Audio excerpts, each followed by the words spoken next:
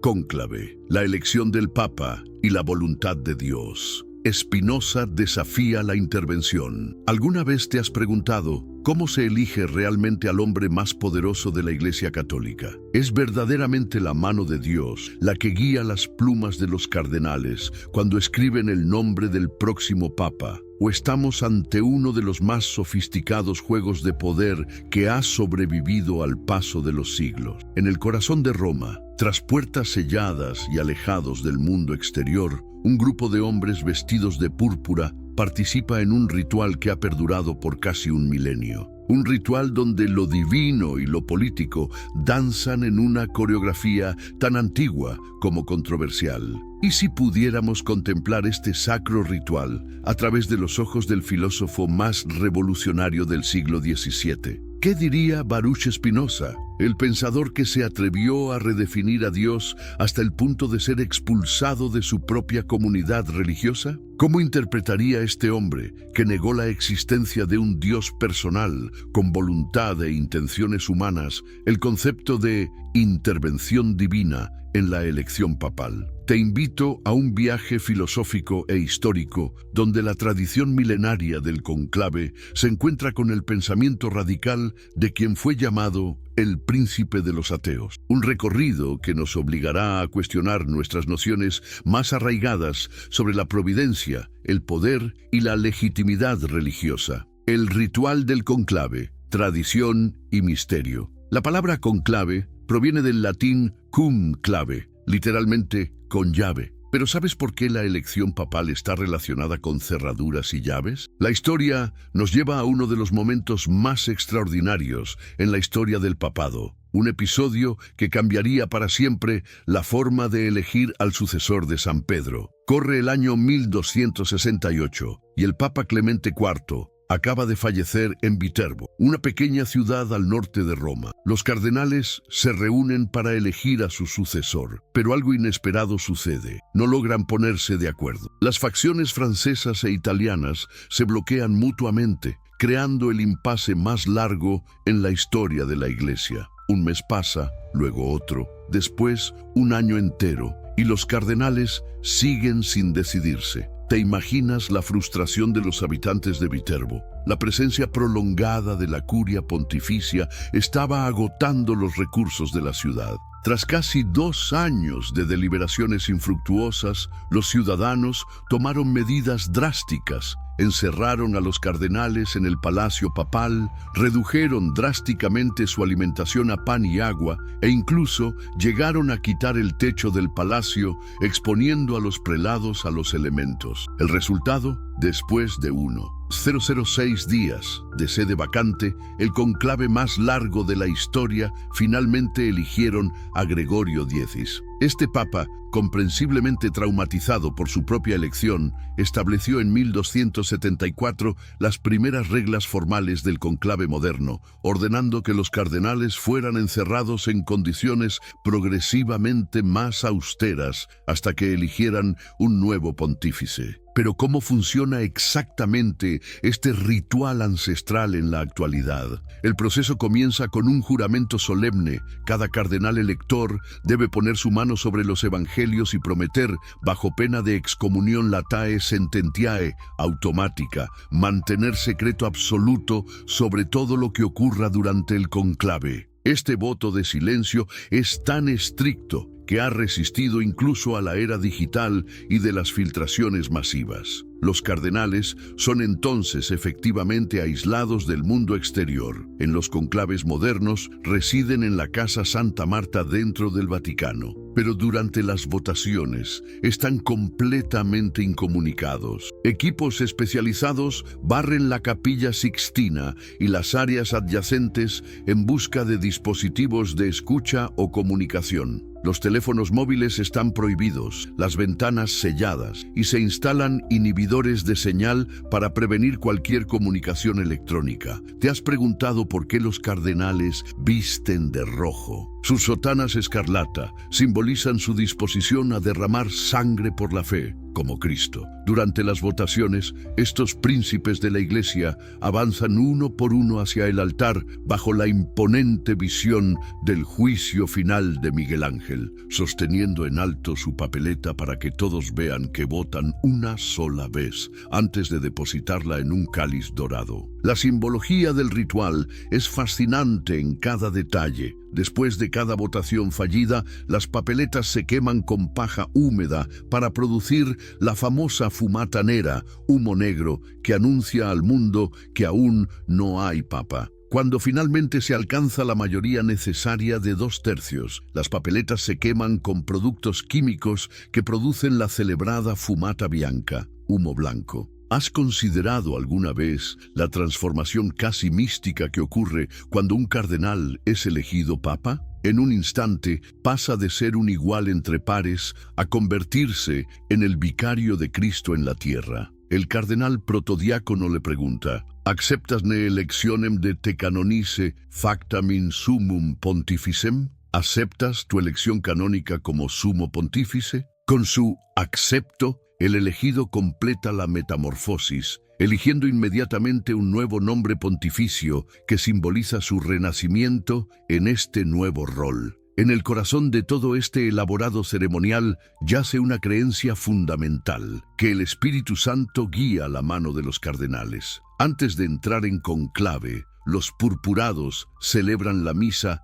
de Espíritu Santo, implorando la guía divina. Durante las deliberaciones, el himno Veni Creator Spiritus resuena repetidamente bajo las bóvedas pintadas por Miguel Ángel. La teología católica enseña que, a través de este proceso, Dios mismo elige a su representante en la tierra. Pero ¿realmente podemos hablar de una elección divina cuando los factores humanos son tan evidentes? ¿Cómo reconciliar la creencia en la intervención del Espíritu Santo con las obvias consideraciones políticas, geográficas y personales que influyen en cada conclave? Esta tensión entre lo divino y lo mundano es precisamente lo que hace tan fascinante este proceso y lo que Spinoza habría cuestionado con su implacable racionalismo. Spinoza, el filósofo excomulgado. ¿Quién fue realmente este hombre cuyas ideas sacudieron los cimientos del pensamiento religioso occidental? Baruch Spinoza nació en 1632 en el seno de una familia de judíos sefardíes en Ámsterdam, descendientes de aquellos que habían huido de la Inquisición ibérica. La comunidad judía de Ámsterdam, traumatizada por generaciones de persecución, vigilaba celosamente la ortodoxia de sus miembros. En este ambiente de estricta observancia religiosa creció el joven Baruch, educado en la Torá y el Talmud, destinado quizás a convertirse en rabino, que pudo llevar a una comunidad religiosa a expulsar tan dramáticamente a uno de los suyos. El 27 de julio de 1656, con apenas 23 años, Spinoza fue objeto del herem, excomunión, más severo jamás dictado por la sinagoga de Ámsterdam. El documento, que aún se conserva, es estremecedor en su vehemencia. Maldito sea de día y maldito sea de noche. Maldito sea cuando se acuesta y maldito sea cuando se levanta. Maldito sea cuando sale y maldito sea cuando regresa. Ordenamos que nadie mantenga con él comunicación oral o escrita, que nadie le preste ningún favor, que nadie permanezca con él bajo el mismo techo o a menos de 4 codos de él, que nadie lea nada escrito o transcrito por él. ¿Qué ideas podrían merecer tal condena? Aunque el joven Spinoza aún no había publicado sus obras principales, ya circulaban rumores sobre sus opiniones heréticas. Cuestionaba la autenticidad divina de la Torá, negaba la inmortalidad personal del alma y, lo más escandaloso, rechazaba la noción de un Dios trascendente y personal que premiaba a los justos y castigaba a los pecadores. Tras su excomunión,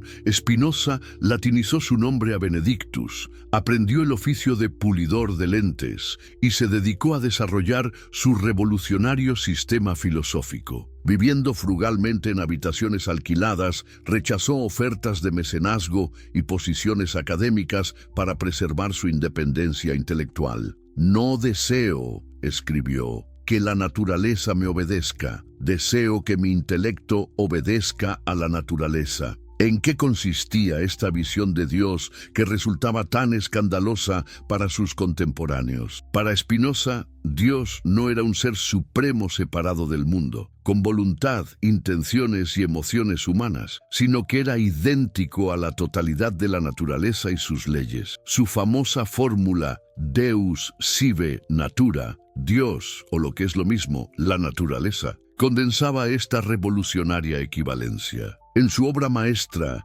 Ética demostrada según el orden geométrico, Spinoza presenta a Dios como la única sustancia que existe, infinita, eterna y necesaria. Todo lo que existe lo hace en Dios y a través de Dios, como modos o expresiones de esta única sustancia divina. No hay un afuera de Dios, no hay un reino sobrenatural separado del natural. La naturaleza misma, con todas sus leyes y regularidades, es la expresión de la esencia divina. ¿Puede un Dios así intervenir milagrosamente en el mundo? Para Spinoza, tal noción es absurda. Si Dios es idéntico a la naturaleza y sus leyes, entonces la idea de que pueda suspender esas leyes para realizar milagros equivale a sugerir que Dios puede actuar contra su propia naturaleza, lo cual es lógicamente imposible. Los supuestos milagros son simplemente fenómenos naturales cuyas causas desconocemos. ¿Y qué ocurre con el libre albedrío,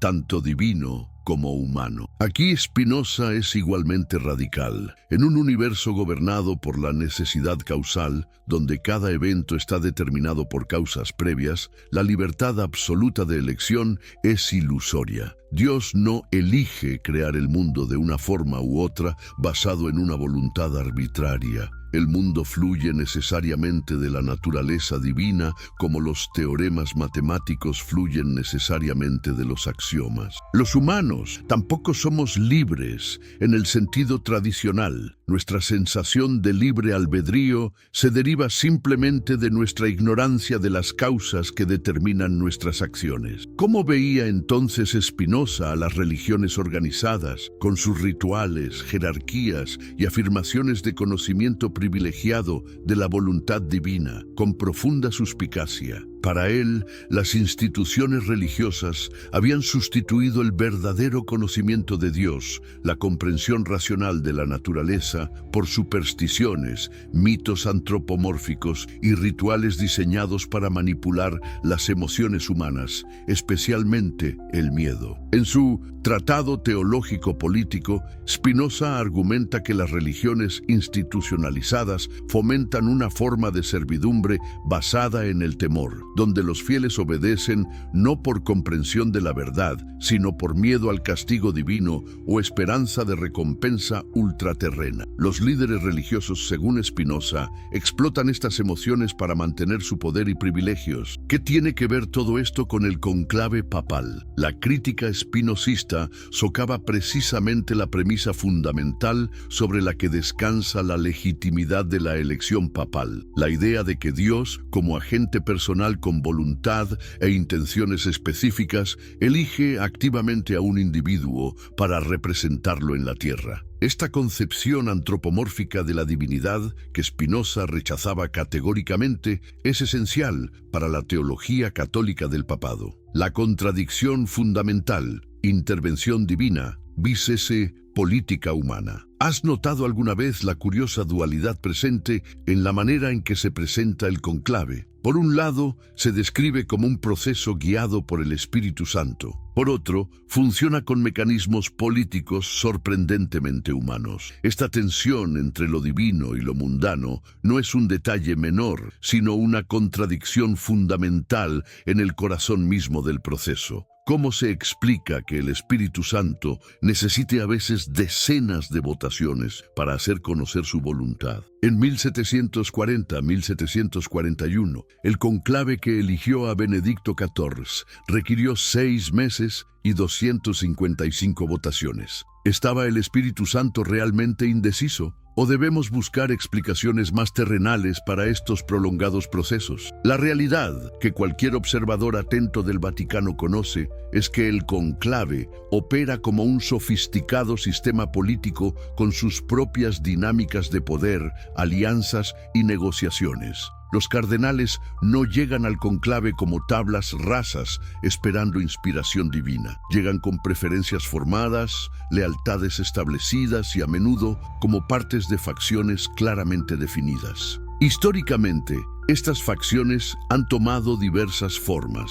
Durante siglos, los cardenales italianos se enfrentaron a los ultramontanos, no italianos. En otros períodos, la división principal fue entre conservadores y reformistas. En tiempos más recientes, podemos observar alineamientos basados en visiones teológicas, tradicionalistas versus progresistas, prioridades pastorales, enfoque en la doctrina versus énfasis en la misericordia y perspectivas geopolíticas, el norte global versus el sur global. ¿Por qué importan tanto estas facciones si se supone que el Espíritu Santo guía el proceso? La respuesta incómoda es que las dinámicas humanas a menudo parecen predominar sobre las consideraciones espirituales. Antes del conclave propiamente dicho, ocurre lo que los italianos llaman poéticamente la preparazione remota. La preparación remota. Durante los funerales del Papa anterior y en las congregaciones generales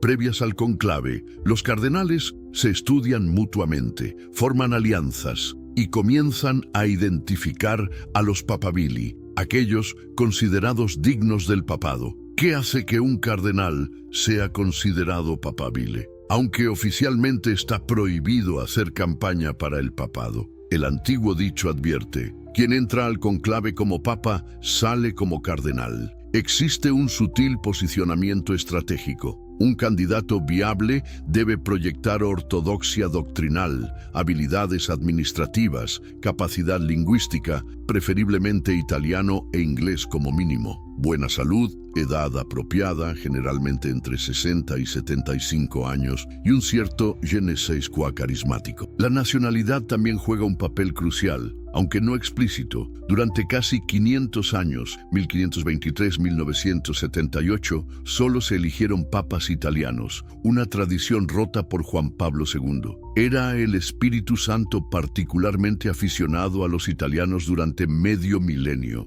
La explicación más probable involucra consideraciones prácticas sobre el papel del Papa como obispo de Roma y jefe del Estado Vaticano, así como las dinámicas de poder dentro del colegio cardenalicio. ¿Y qué hay de la influencia de las potencias seculares? Históricamente, esta ha sido significativa. Hasta principios del siglo XX, varias naciones católicas, España, Francia, Austria, tenían el derecho de exclusiva, el privilegio de vetar a un candidato papal. El cardenal Rampolla, favorito para suceder a León XIII en 1903, fue vetado por Austria-Hungría, lo que llevó a la elección de Pío X, quien inmediatamente abolió este privilegio. Aunque el veto formal ha desaparecido, las consideraciones geopolíticas persisten. ¿Cómo afectaría la elección de un papa norteamericano a las relaciones de la Iglesia con naciones hostiles a Estados Unidos? ¿Sería prudente elegir a un chino en medio de tensiones Vaticano-China? ¿Beneficiaría a la Iglesia un papa del sur global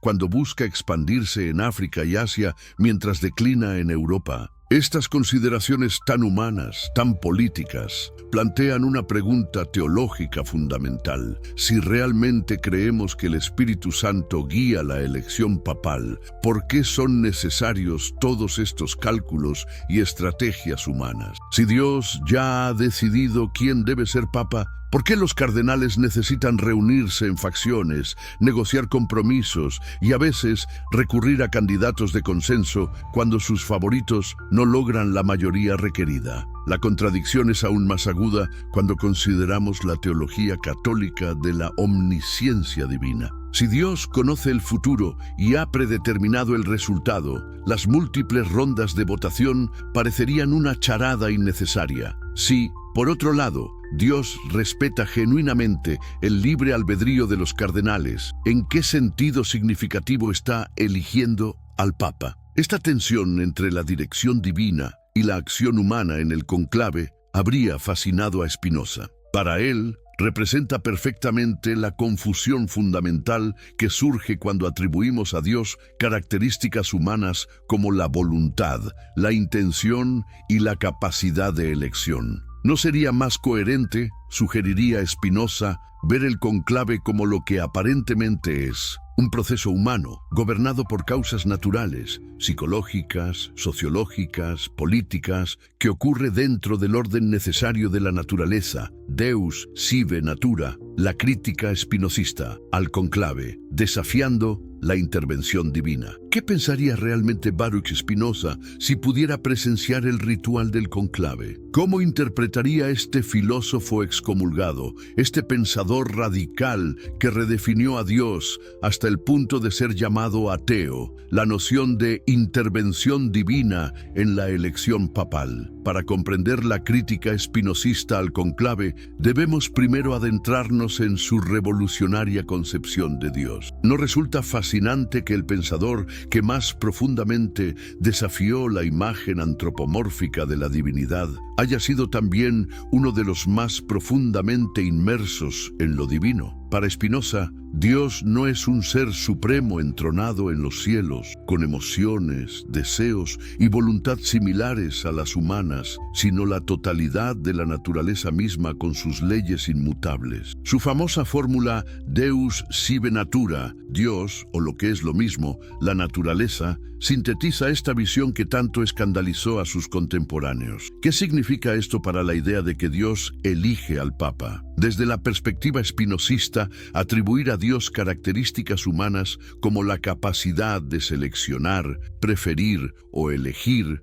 constituye un error fundamental, una proyección de nuestras propias cualidades limitadas sobre lo infinito. ¿Acaso no es, según Spinoza, una forma de antropomorfismo ingenuo imaginar a la divinidad como un anciano barbado deliberando entre candidatos, sopesando sus virtudes y defectos como lo haría un elector humano? Los hombres comúnmente suponen que Dios es como un gobernante o un príncipe que ejerce algo así como un derecho soberano, escribió Spinoza en su Tratado Teológico Político. Esta concepción, argumentaba, no surge de un conocimiento adecuado de la naturaleza divina, sino del miedo y la esperanza, emociones que las religiones institucionalizadas han explotado históricamente para mantener su poder sobre las masas. ¿Y qué hay de los milagros? Esa supuesta suspensión de las leyes naturales por intervención divina. ¿No es precisamente eso lo que muchos fieles creen que ocurre durante el conclave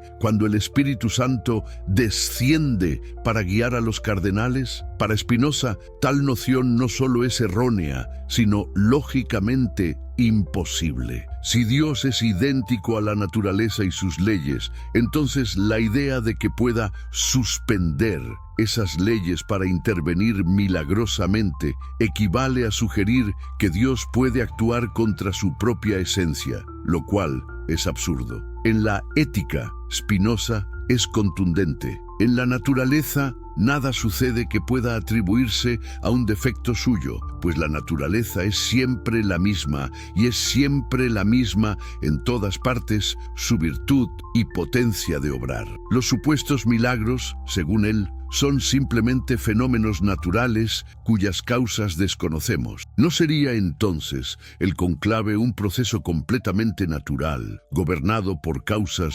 psicológicas, sociológicas y políticas que solo nuestra ignorancia nos hace interpretar como sobrenaturalmente guiado? La crítica se extiende también a la noción de libre albedrío de los cardenales. ¿Son realmente libres los electores papales para seguir la inspiración divina? Para Spinoza, tanto la libertad divina como la humana deben reinterpretarse radicalmente. En un universo determinista donde cada evento está necesariamente causado por eventos anteriores, la libertad no consiste en una voluntad indeterminada capaz de opciones múltiples, sino en actuar según la necesidad de la propia naturaleza, sin coacción externa. Los hombres se creen libres porque son conscientes de sus voliciones y de su apetito, e ignoran las causas por las que son determinados a apetecer y querer, afirma Spinoza en una de sus proposiciones más célebres. Aplicado al conclave,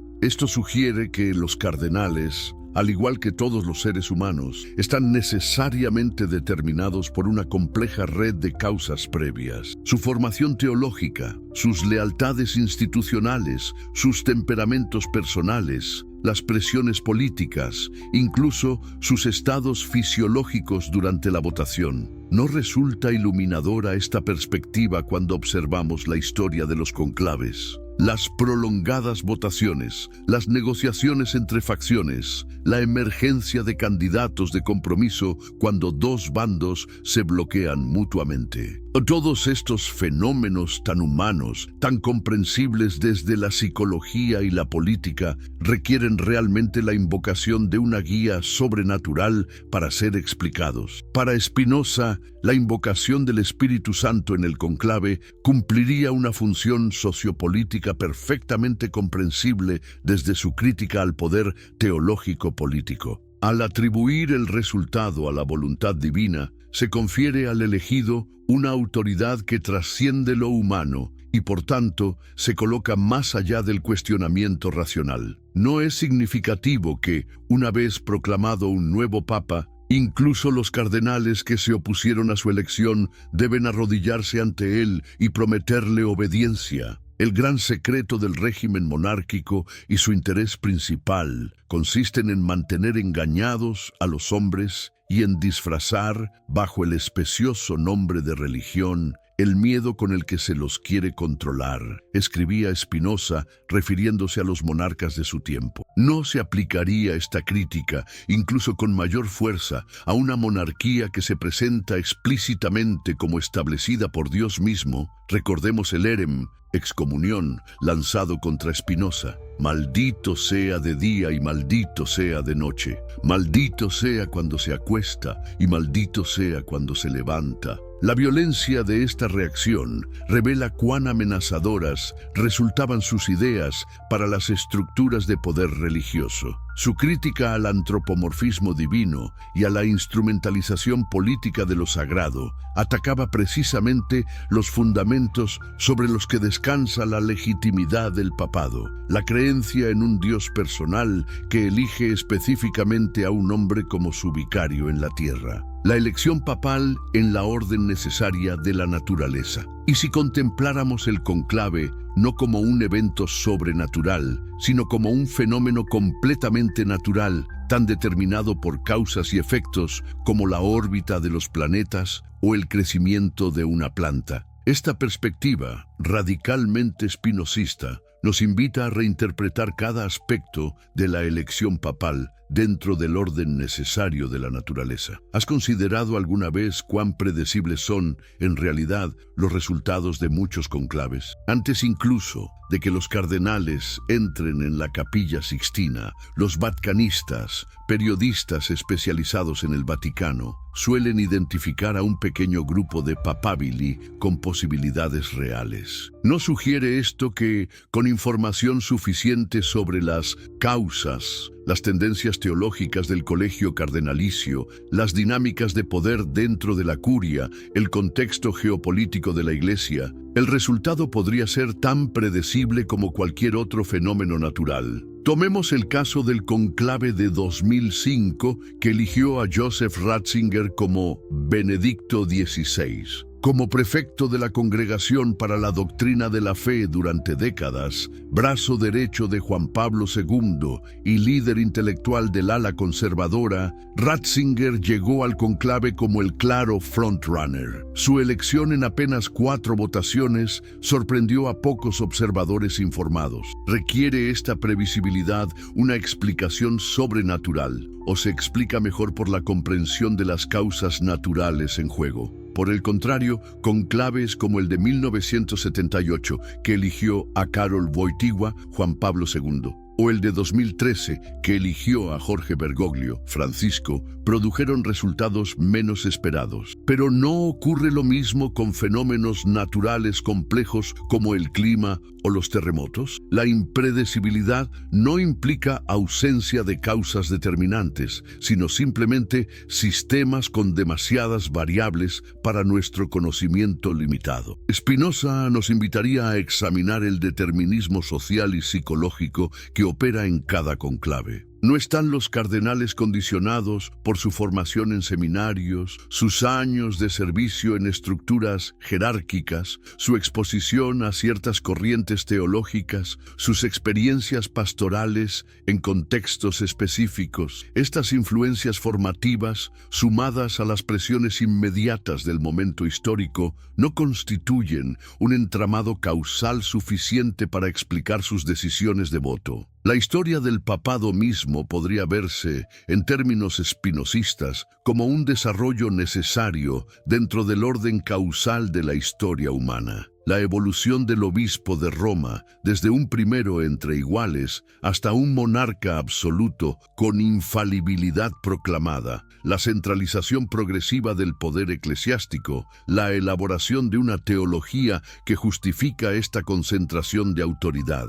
¿No son estos desarrollos comprensibles como procesos históricos naturales, sin necesidad de invocar un designio sobrenatural? Incluso las famosas profecías sobre elecciones papales, desde la medieval profecía de San Malaquías hasta las modernas especulaciones sobre el último papa, no reflejan precisamente esta intuición de que el papado, como cualquier otra institución humana, sigue patrones reconocibles, tendencias identificables, ciclos que se repiten. El estudio sociológico de los papas revela patrones fascinantes: la predominancia histórica de italianos, la sobrerepresentación de ciertas órdenes religiosas en distintas épocas, la alternancia entre papas pastorales y doctrinales. ¿No sugieren estos patrones que, lejos de ser impredeciblemente divina, la selección papal sigue tendencias estudables científicamente? El propio sistema de conclave,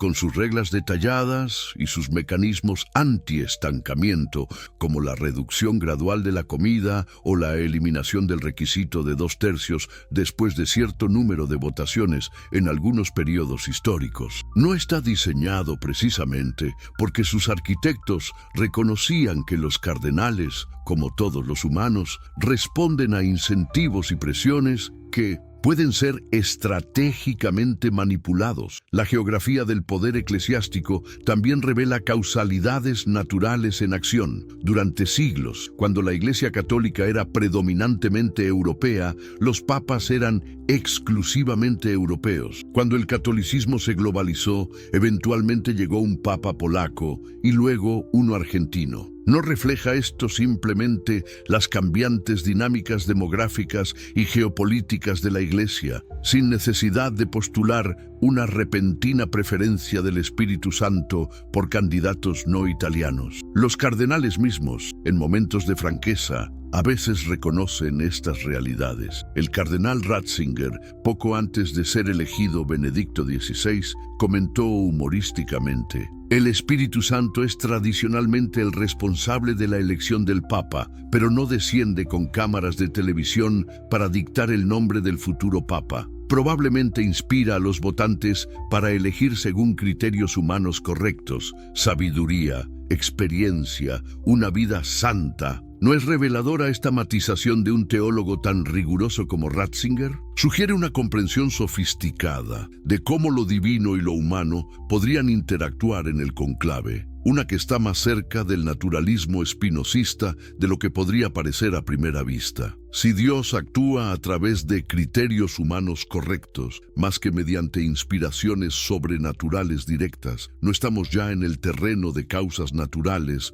operando según leyes comprensibles? Para Spinoza, este reconocimiento no disminuiría la dignidad o importancia del papado, sino que simplemente lo colocaría en su contexto adecuado, como una institución humana que ha evolucionado dentro del orden necesario de la naturaleza, o Dios en su terminología, tan digna de estudio y comprensión como cualquier otro fenómeno natural complejo. La legitimación del poder a través de lo sagrado. ¿Te has preguntado alguna vez por qué tantas formas de autoridad a lo largo de la historia han buscado validación en lo divino? Desde los faraones egipcios, que se proclamaban hijos de Ra, hasta los emperadores romanos deificados, desde los reyes medievales ungidos con óleo santo, hasta los modernos líderes que juran sobre textos sagrados, la asociación entre poder y sacralidad parece casi universal. ¿Por qué? El papado representa quizás el ejemplo más puro y duradero de esta fusión entre autoridad política y legitimación sagrada. El Papa no solo gobierna una institución global y un Estado soberano, sino que lo hace como vicario de Cristo, como representante directo de la divinidad en la tierra. ¿Existe forma más perfecta de blindar una autoridad contra el cuestionamiento? Spinoza, con su aguda comprensión de la psicología humana y su crítica al poder teológico-político, habría visto en el conclave un mecanismo brillantemente diseñado para la transferencia de esta aura sagrada. ¿No es fascinante observar cómo un hombre común, un cardenal entre iguales, se transforma instantáneamente en una figura casi sobrehumana en el momento de su elección? La escena es dramáticamente reveladora. El recién elegido, que minutos antes era simplemente el cardenal Ratzinger o el cardenal Bergoglio, es conducido a la sala de las lágrimas, donde se le viste con las vestiduras papales. Emerge transformado, no solo en su apariencia externa, sino en su estatus ontológico. Ya no es Joseph o Jorge, sino Benedicto o Francisco, investido de una autoridad que trasciende lo humano. ¿Por qué es tan efectiva esta transmutación simbólica? Spinoza sugeriría que la invocación de la voluntad divina como fuente de legitimidad cumple una función social crucial. Elimina la disputa, acaba con el debate. Si el Papa ha sido elegido por Dios mismo a través del Espíritu Santo, ¿quién podría legítimamente cuestionar su autoridad? La naturaleza supuestamente sobrenatural de su elección coloca al pontífice más allá del alcance de la crítica ordinaria. Esta inmunización contra el cuestionamiento resulta particularmente valiosa para una institución global que debe mantener unidad a pesar de enormes diversidades culturales, teológicas y políticas. No es notable que incluso cardenales que se opusieron vehementemente a un candidato durante el conclave se arrodillen ante él una vez elegido y le prometan obediencia. El mecanismo psicológico es poderoso. No están sometiendo su voluntad a la de otro hombre, lo cual podría resultar humillante, sino a la voluntad de Dios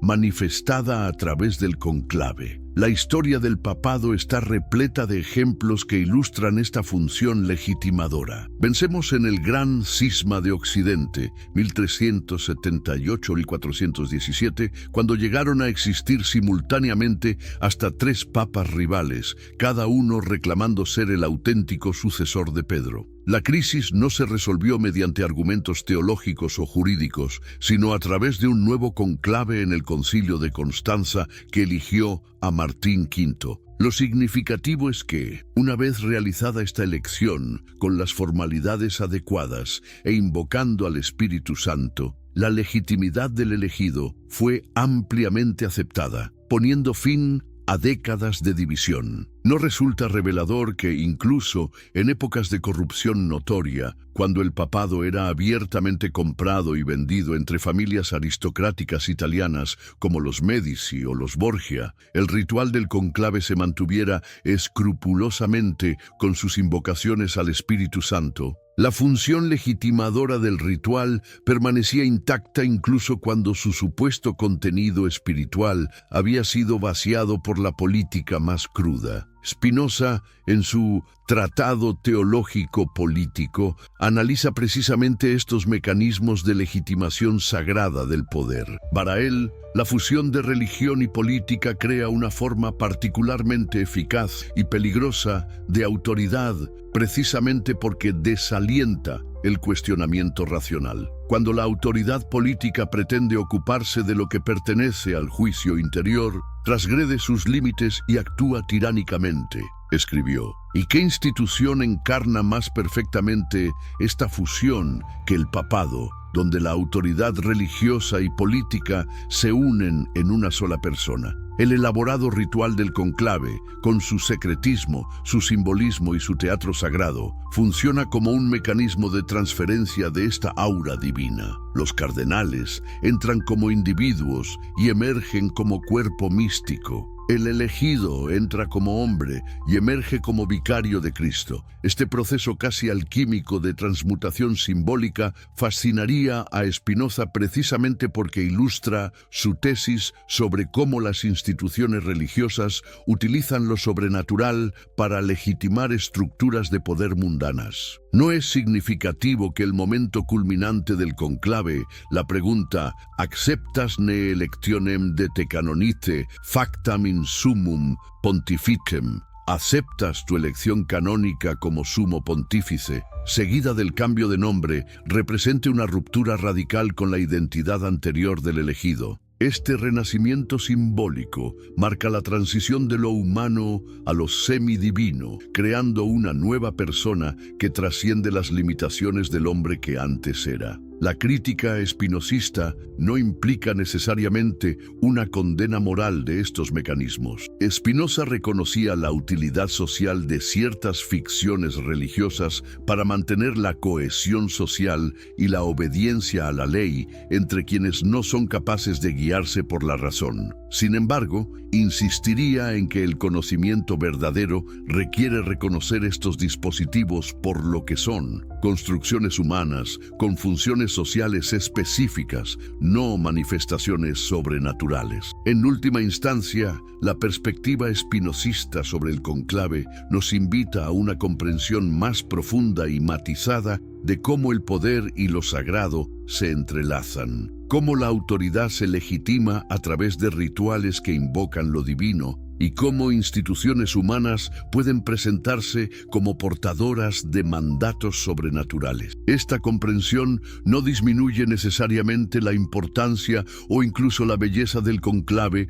como evento histórico y cultural, pero nos permite verlo con ojos más lúcidos, reconociendo sus dimensiones psicológicas, sociológicas y políticas, junto con las espirituales. Otras miradas al conclave. Diálogos filosóficos. ¿Es posible conciliar visiones tan opuestas como la tradición católica y la filosofía espinosista? ¿Existen otros caminos para interpretar este antiguo ritual que ha sobrevivido siglos de cambios políticos y sociales? La historia del pensamiento nos ofrece perspectivas alternativas que enriquecen nuestra comprensión del conclave, permitiéndonos contemplarlo desde múltiples ángulos filosóficos. Tomemos, por ejemplo, la sofisticada visión tomista. ¿No resulta fascinante cómo Santo Tomás de Aquino, siglos antes del conclave moderno, ya proporcionaba herramientas conceptuales para reconciliar la intervención divina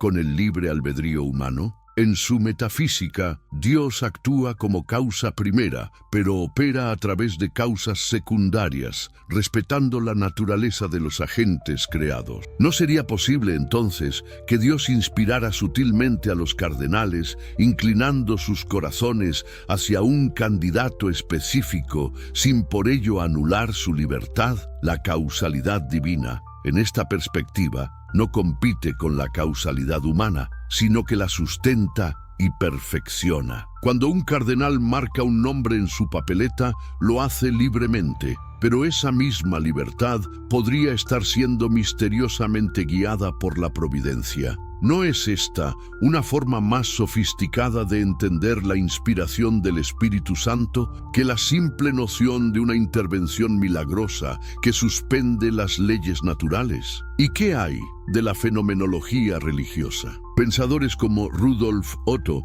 y Mircea Eliade nos invitan a considerar el conclave como un espacio de hierofanía, una manifestación de lo sagrado. Desde esta perspectiva, lo importante no es tanto la ontología metafísica de la intervención divina, sino la experiencia vivida de los participantes. No es significativo que los cardenales, al entrar en la Capilla Sixtina, experimenten genuinamente un sentido de responsabilidad trascendente. La solemnidad del juramento, la belleza abrumadora de los frescos de Miguel Ángel, el silencio contemplativo entre votaciones, la sensación palpable de estar participando en algo mayor que uno mismo. ¿No crean estas condiciones una disposición especial del alma, una apertura única a consideraciones que trascienden las meras estrategias políticas? La fenomenología nos enseña que estas experiencias son reales y significativas en sí mismas, independientemente de cómo las interpretemos metafísicamente. El pragmatismo filosófico nos ofrece otra lente interesante. ¿Importa realmente si el Espíritu Santo interviene literalmente en el conclave? Si la creencia en esta intervención produce efectos beneficiosos para la comunidad creyente. William James argumentaría que el valor de una creencia debe juzgarse por sus frutos prácticos. ¿Y cuáles son los frutos de creer que el Papa es divinamente elegido? La unificación de una comunidad global después de un potencial momento de división, la disposición de los fieles a aceptar una nueva autoridad, la capacidad de los cardenales derrotados para someterse de buena fe al nuevo pontífice, sabiendo que resisten no solo a un rival político, sino a la voluntad divina. ¿No son estos beneficios prácticos suficientes para justificar la creencia, independientemente de su verdad metafísica absoluta? ¿Y qué diría la teología de la liberación sobre todo esto? Pensadores como Gustavo Gutiérrez o Leonardo Boff probablemente cuestionarían la sacralización de estructuras de poder fundamentalmente jerárquicas y exclusivas. ¿Es creíble que un Dios, que en las Escrituras muestra predilección por los pobres y marginados, haya diseñado un sistema donde solo un pequeño grupo de hombres célibes, educados en instituciones elitistas, tiene voz en la selección del líder de la Iglesia? ¿No resulta sospechoso que la supuesta voluntad divina coincida tan frecuentemente con los intereses de las élites eclesiásticas? La teología de la liberación nos invita a imaginar formas más inclusivas y participativas de discernimiento comunitario que quizás representarían mejor al Espíritu de Dios, que habla a través de todo el pueblo de Dios, no solo a través de sus príncipes.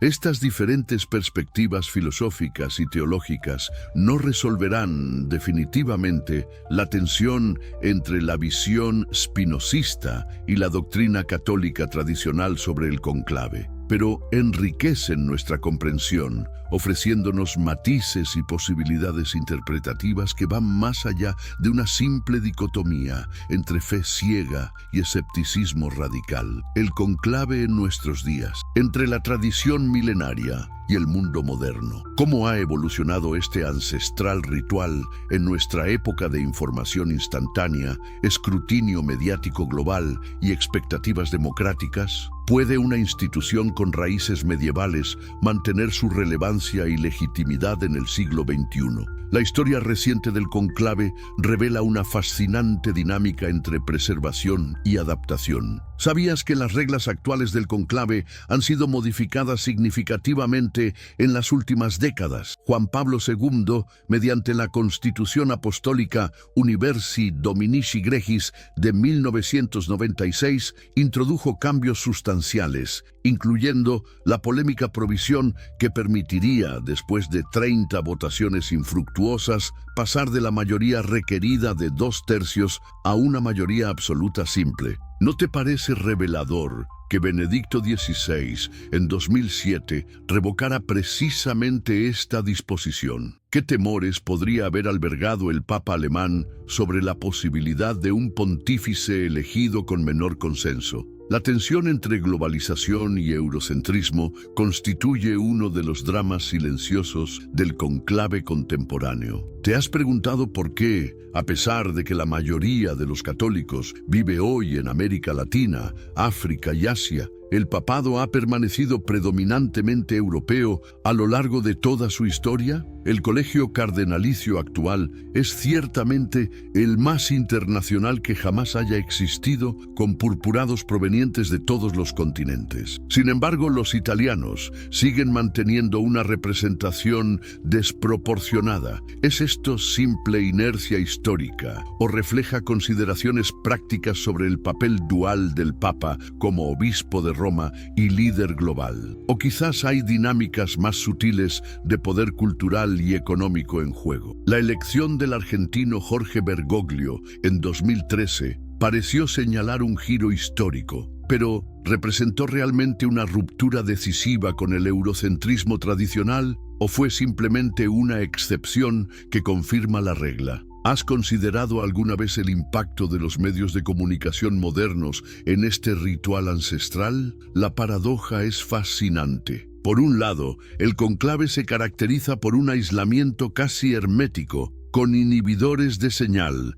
barridos electrónicos y juramentos de secreto. Por otro lado, nunca antes había estado bajo tanto escrutinio público. Los cardenales llegan al Vaticano atravesando un mar de cámaras y micrófonos. Expertos de todo tipo especulan incesantemente en televisión y redes sociales sobre favoritos, facciones y estrategias. La famosa fumata es retransmitida en directo a todo el planeta, con cámaras enfocando permanentemente la chimenea de la Capilla Sixtina. ¿Cómo no pensar que esta presión mediática afecta, aunque sea subconscientemente, las deliberaciones de los purpurados? ¿Es posible mantener la supuesta pureza de la inspiración divina en un entorno tan mediatizado? Y luego está la cuestión más profunda de la legitimidad contemporánea. ¿Puede la Iglesia seguir sosteniendo creíblemente que el conclave representa un proceso divinamente inspirado cuando enfrenta una crisis de credibilidad institucional sin precedentes? Los escándalos de abusos sexuales, encubrimientos episcopales, corrupción financiera y luchas internas han erosionado severamente la confianza pública en la jerarquía eclesiástica. ¿No resulta cada vez más difícil para muchos fieles, especialmente los más jóvenes y educados, aceptar que el mismo cuerpo institucional implicado en tales escándalos sea simultáneamente el canal privilegiado de la voluntad divina en la selección del sumo pontífice? ¿No es esta tensión una de las razones por las que cada nuevo papa debe trabajar más duramente que sus predecesores para establecer su autoridad moral? A pesar de estos desafíos, el conclave sigue ejerciendo una fascinación única incluso en un mundo secularizado. Cuando aparece el humo blanco, incluso muchos no católicos se detienen brevemente en sus actividades cotidianas para presenciar ese raro momento donde la historia antigua y la contemporánea se entrelazan visiblemente. No es sorprendente que en una era de ciclos de noticias frenéticos y atención fragmentada, este ritual centenario siga capturando la imaginación global. La geopolítica del Espíritu Santo, poder y política en el conclave moderno. ¿Alguna vez te has preguntado qué ocurre realmente detrás de esas puertas selladas? Mientras oficialmente se invoca la guía del Espíritu Santo, una compleja danza geopolítica se desarrolla entre los muros de la Capilla Sixtina. ¿Acaso no resulta fascinante que los mismos cardenales que públicamente atribuyen su elección a la inspiración divina participen simultáneamente en un sofisticado juego de alianzas, negociaciones y cálculos estratégicos? La geografía espiritual del catolicismo contemporáneo juega un papel crucial en estas deliberaciones. ¿Te has detenido a pensar que mientras la Iglesia pierde terreno rápidamente en su cuna europea, florece con vigor en África y partes de Asia? Cada conclave moderno enfrenta esta pregunta fundamental. ¿Debe la Iglesia elegir un líder que intente revitalizar su presencia en el secularizado Occidente o uno que provenga y represente a las vibrantes iglesias del sur global? Esta tensión se reflejó dramáticamente en el conclave de 2013. Tras la histórica renuncia de Benedicto XVI, no fue ese, en sí mismo, un terremoto teológico que desafiaba siglos de tradición sobre el papado como misión vitalicia. Los cardenales se encontraron divididos no solo entre conservadores y progresistas, sino también entre diferentes visiones de la presencia geopolítica de la Iglesia. La elección de Bergoglio representó una solución fascinantemente ambigua, un cardenal latinoamericano, ciertamente,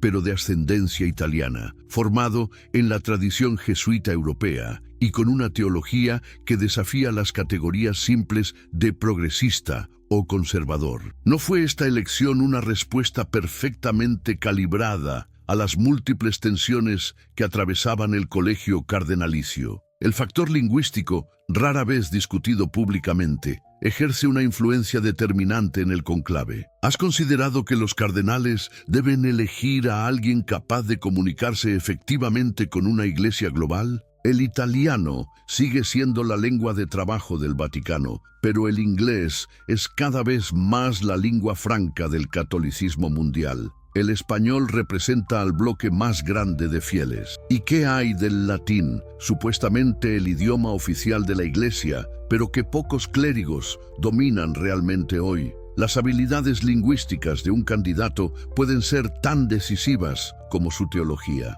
La edad y la salud constituyen otro factor clave. Después del extenso pontificado de Juan Pablo II, marcado en sus últimos años por un visible deterioro físico, los cardenales se enfrentan al dilema de elegir entre la experiencia de un cardenal mayor o la energía y potencial longevidad de uno más joven. ¿No es revelador que Benedicto XVI, elegido a los 78 años, terminara renunciando, mientras que su predecesor, elegido a los 58, permaneciera en el cargo hasta su muerte a pesar de su enfermedad? ¿Qué mensaje enviaron los cardenales al elegir a Bergoglio a los 76 años, edad considerada avanzada para iniciar un pontificado? Las cuestiones financieras y administrativas, tan mundanas como puedan parecer, también pesan en la balanza. El Banco Vaticano ha sido durante décadas fuente de escándalos y controversias. No es significativo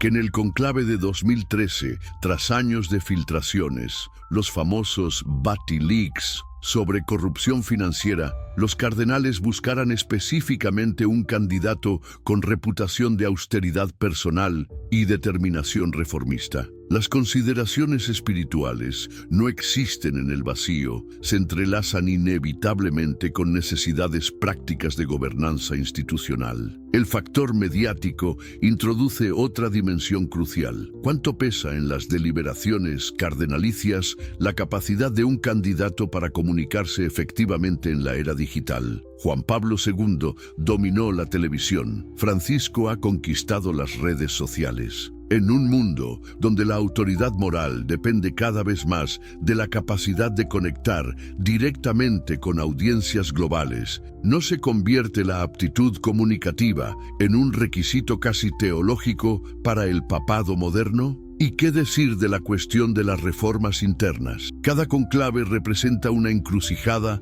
donde los cardenales deben decidir si continuar el rumbo del pontificado anterior o señalar un cambio de dirección. La transición de Juan Pablo II a Benedicto XVI representó continuidad teológica con cambios de estilo. El paso de Benedicto a Francisco marcó un giro más pronunciado en énfasis pastorales y prioridades. ¿No resulta fascinante cómo el colegio cardenalicio, una institución inherentemente conservadora, puede ocasionalmente optar por el cambio cuando percibe que la supervivencia institucional lo requiere? Todas estas consideraciones tan humanas, tan políticas, tan estratégicas, ocurren simultáneamente con oraciones, meditaciones y sinceras invocaciones al Espíritu Santo. ¿No es esta yuxtaposición de lo divino y lo mundano la perfecta ilustración de la naturaleza dual de la Iglesia misma, a la vez institución humana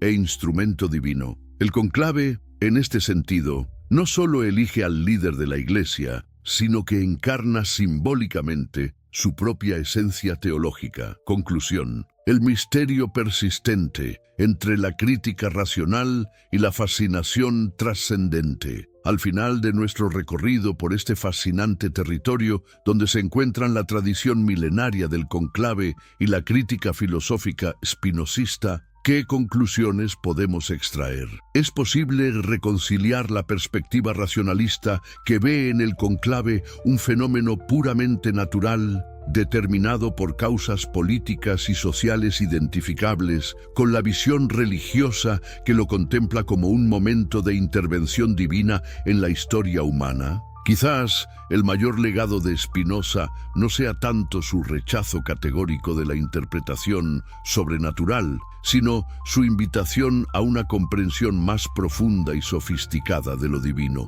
No nos enseña el filósofo holandés que podemos encontrar lo sagrado precisamente en el orden necesario de la naturaleza, en las leyes que gobiernan tanto el cosmos físico como las sociedades humanas. Desde esta perspectiva, el conclave podría seguir siendo divino, no porque suspenda milagrosamente el curso natural de los acontecimientos, sino porque representa la manifestación de ese orden necesario en la evolución histórica de una de las instituciones más antiguas del mundo. La persistencia del conclave a través de los siglos, adaptándose a circunstancias radicalmente cambiantes mientras preserva su núcleo ritual, ¿no es en sí misma algo digno de asombro? Desde las turbulentas elecciones medievales hasta los sofisticados cónclaves contemporáneos, esta institución ha sobrevivido a imperios, revoluciones, guerras mundiales y transformaciones culturales profundas. En un mundo donde las instituciones tienden a la obsolescencia acelerada,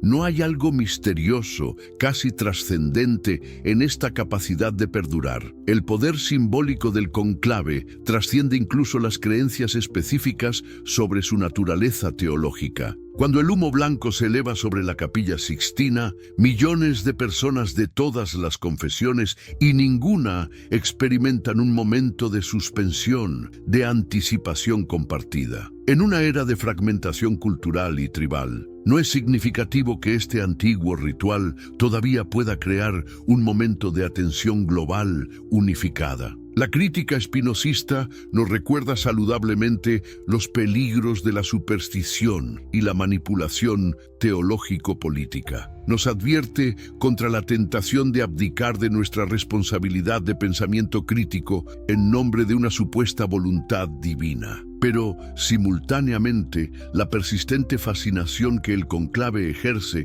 incluso sobre mentes escépticas, sugiere que hay algo en este ritual que toca fibras humanas más profundas que el mero cálculo racional. ¿No será que tanto la crítica filosófica como la reverencia religiosa captan aspectos parciales, pero significativos, de una realidad más compleja? Quizás el conclave, como tantos otros fenómenos humanos, existe en esa zona fronteriza donde lo natural y lo que percibimos como sobrenatural se entrelazan de maneras que desafían categorizaciones simples. Para los creyentes, el Espíritu Santo guía genuinamente las manos que escriben el nombre del próximo pontífice. Para los escépticos, factores políticos, sociológicos y psicológicos determinan el resultado de manera perfectamente natural. ¿Y si ambas perspectivas fueran simultáneamente verdaderas, cada una capturando una dimensión diferente de un mismo proceso complejo?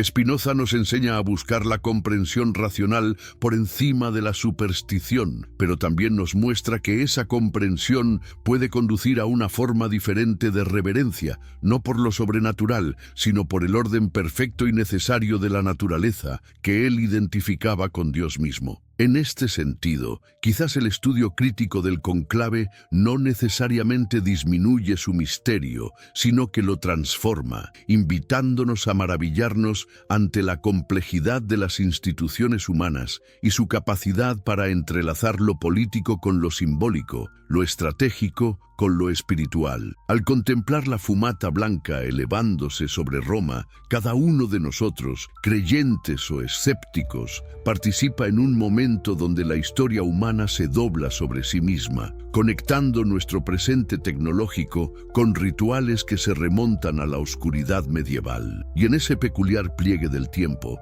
quizás podamos encontrar un espacio de reflexión compartida sobre los misterios persistentes de nuestra existencia colectiva. Misterios que ni la fe más ardiente ni el racionalismo más riguroso pueden agotar completamente. El verdadero milagro, sugeriría un Spinoza contemporáneo, no está en la suspensión de las leyes naturales durante el conclave, sino en la extraordinaria capacidad humana para crear significado a través de rituales compartidos, para encontrar trascendencia incluso dentro del orden necesario de la naturaleza. Y en esa capacidad, tan natural como misteriosa, quizás podamos descubrir una noción de lo divino que tanto creyentes como escépticos puedan contemplar con renovado asombro.